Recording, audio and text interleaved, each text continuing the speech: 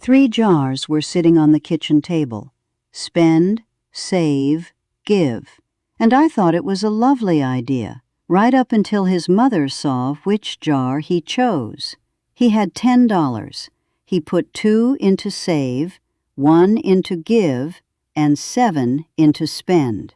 His mother looked at the jars, then at him, then back at the jars. $7? He nodded. What are you going to buy? A giant packet of football stickers. There was a pause. Then she said it. Are you sure you want to waste that much? Such a small word, waste. She wasn't being cruel, quite the opposite. She was trying to teach him to be sensible with money. But I watched his hands stop above the spend jar, and I thought, now this is interesting, because 5 minutes earlier his mother had explained the rules beautifully. This money belongs to you. You decide how much to spend. You decide how much to save. You decide how much to give. But now he had discovered another rule. You can decide as long as Mom thinks you've decided correctly. I've watched families teach children about money for a very long time. Pocket money, piggy banks, chores, birthday envelopes, savings accounts, and now rather clever little jars. But I've begun to think that whenever we teach a child about money, there are actually 2 lessons happening at the same time. There's the lesson we intend to teach, and there's the lesson the child learns from watching how money makes us feel. So I became curious about those 3 jars, not the child's jars, the mother's. What happened inside her when $7 went into spend? Would she have relaxed if he'd put 7 into save? What if he'd put all 10 into give? Would generosity still have sounded wonderful? Or would she have said, "That's lovely, darling, but perhaps not that much"? Because that's when money becomes fascinating. We say we want children to learn how to make decisions with it. Then they make one we don't like, and suddenly we want the money back. I asked his mother later why the football stickers bothered her. "Oh, they didn't," she said. Then she laughed. "Well, maybe they did." She told me that when she was little, money was tight. Birthday money wasn't something you casually spent. You kept it, because you never knew when you might get more. Her parents weren't doing anything wrong. They were protecting a family with limited resources. But listen to what happened next. Years later, the resources had changed. The feeling hadn't. Her son was standing in a completely different kitchen, in a completely different financial situation, and $7 disappearing into football stickers still made something inside her tighten. That's when I realized the 3 jars might be teaching 4 things. Spend, save, give. And the invisible 4th one, how does money feel in this family? Safe? Dangerous? Exciting? Embarrassing? Scarce? Something to enjoy? Something to control? Something you must never get wrong? Because children don't learn money only from sentences like, "You should save 20%. They learn it when the restaurant bill arrives. They hear it when somebody leaves a light on. They notice the voice that says, "We can't afford that." They see what happens when something breaks unexpectedly. They notice whether spending produces pleasure or guilt. And this is where I think we sometimes confuse saving money with being good with money. Imagine 2 children. Give both $10. The first child saves all 10, never touches it, never wants to spend it. Adults might say, "Wonderful, so responsible." The second saves 4, gives 1 away, then spends 5 on something they genuinely wanted. Which child is better with money? We can't actually know from the jars, because perhaps the first child is patiently saving towards something important, wonderful. Or perhaps they're frightened that if they spend anything, the money will be gone and something bad will happen. Same $10 in the save jar, completely different relationship with money. And perhaps the second child thought carefully, waited 3 weeks, compared what they wanted, and then happily bought it. So I started wondering whether financial literacy is really about teaching children to save more, or whether it's about teaching them something much harder, how to make a choice about money without fear making the choice for them. And that's where the football stickers became important, because perhaps $7 on stickers was a terrible decision. Children make terrible decisions. So do adults. But if every poor decision is prevented before the child can make it, where exactly does the learning happen? I watched his mother look at that spend jar again, and this time she did something different. She didn't move the money. She didn't tell him $7 was too much. She just asked, "Do you still think you'll be happy you bought them tomorrow?" He thought about it, then moved $2 from spend into save. $5 stayed where they were. And I smiled, not because 5 was the correct number. There wasn't one. I smiled because something had changed. His mother was no longer trying to make the money decision for him. She was beginning to notice what happened inside her, while he learned to make it himself. And that made me wonder, how many of the money lessons we think we're teaching our children are actually old money lessons we're still carrying ourselves?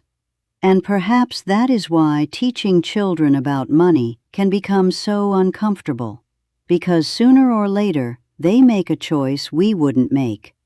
They spend too quickly, save too little, want something ridiculous, change their mind, lose money, regret a purchase, and suddenly the lesson isn't really about their $10 anymore. It's about whether we can tolerate watching them learn with it. I remember another mother telling me her daughter had saved for weeks to buy a toy. The great day arrived. She bought it. 2 days later, she hated it. Her mother said to me, "I knew that would happen." Then she told me she'd nearly stopped her buying it. Nearly. Instead, she'd let her daughter discover something adults discover with much more expensive purchases. Wanting something and enjoying owning it are not always the same thing. That child had lost a little money, but she'd gained information about herself. And I wonder whether we sometimes protect the money so carefully that we accidentally remove the lesson. Because the purpose of giving a child a small amount of money isn't really to see whether they can preserve every coin. It's to give them somewhere small and safe to discover what choices feel like. Waiting, wanting, choosing, regretting, changing priorities, being generous. Realizing that when money goes in one direction, it can't simultaneously go somewhere else. Those lessons become considerably more expensive at 35. But there's another side to this. I have also watched parents become so determined not to give their children a scarcity mindset that they become frightened of ever saying no. They want their children to feel abundant. So the child hears, "Of course, we can get another one. It's only money." And that can create its own confusion, because abundance isn't the belief that resources never have limits, and scarcity isn't simply saying, "We're not buying that." A child can grow up in a wealthy home and still absorb tremendous anxiety about money. Another can grow up with very little and learn that money is something to think about carefully without being frightened of it. Which made me realize something. Maybe children aren't only learning how much money the family has. They're learning how the family behaves around having, wanting, losing, and choosing. That's a very different education. And it matters even more now. The children we're raising may enter an adult world where the relationship between work and money looks very different from ours. Artificial intelligence will change jobs. New kinds of work will appear. Some skills will become less valuable. Others will become more valuable. Their financial lives may not follow the neat path many adults were taught to expect. Study, get a job, earn steadily, save steadily, retire. We cannot know exactly what their economic world will look like, but perhaps that makes the deeper skills more important, not less. Can they wait when waiting serves them? Can they spend without needing spending to prove something? Can they save without treating every future possibility as a threat? Can they give without confusing generosity with having no boundaries? Can they make a poor decision, learn from it, and make the next one differently? Can they look at money and see choices rather than fear? 3 jars cannot teach all of that.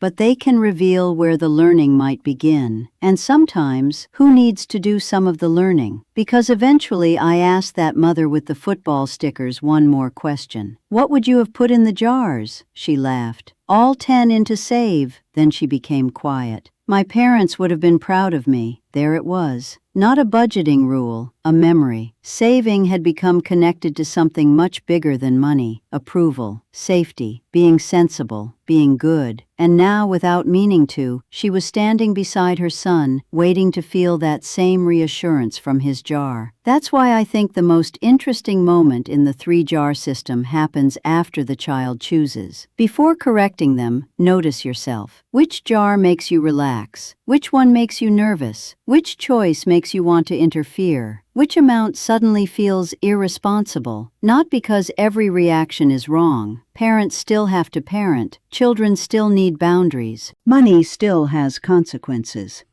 But sometimes a reaction belongs partly to today's $10 and partly to something much older. That is the mirror. The child thinks they're learning about money, and occasionally, if we're paying attention, we discover what money has been teaching us all these years. So I still like the 3 jars: spend, save, give. I just think there is an invisible 4th lesson sitting beside them. Not a jar you can label, a question. What does my child learn about money from watching me while they learn to use theirs? Because we're preparing children for a financial world we cannot fully predict. And perhaps the greatest advantage we can give them isn't a perfect set of money rules.